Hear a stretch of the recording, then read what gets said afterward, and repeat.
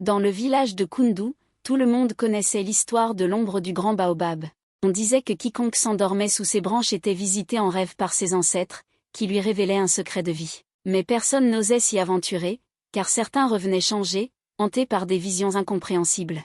Awa, une jeune fille courageuse de 15 ans, vivait avec sa grand-mère depuis la mort de ses parents. La vieille femme, malade, murmurait souvent dans son sommeil. Sous l'ombre du baobab, trouve ta vérité. Une nuit, alors que le village était plongé dans le silence, Awa décida de chercher des réponses. Elle marcha seule jusqu'au grand baobab, éclairé par une lune blanche et froide. Le vent soufflait doucement, faisant danser les feuilles. Arrivée sous l'arbre, elle s'assit et ferma les yeux.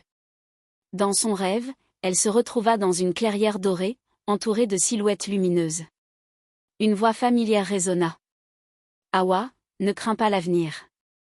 Tu es le pont entre le passé et demain. » La voix était celle de son père.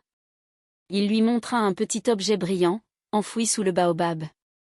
Au réveil, Awa creusa fébrilement. Elle trouva une ancienne amulette en or, symbole de protection et de pouvoir. Avec cet objet, elle devint la gardienne du village, connue pour sa sagesse et sa capacité à résoudre les conflits. L'ombre du baobab, autrefois redoutée, devint un lieu de respect et d'espoir. Et Awa, désormais forte de son héritage, continua à guider son peuple, racontant à chaque génération l'importance de leurs racines.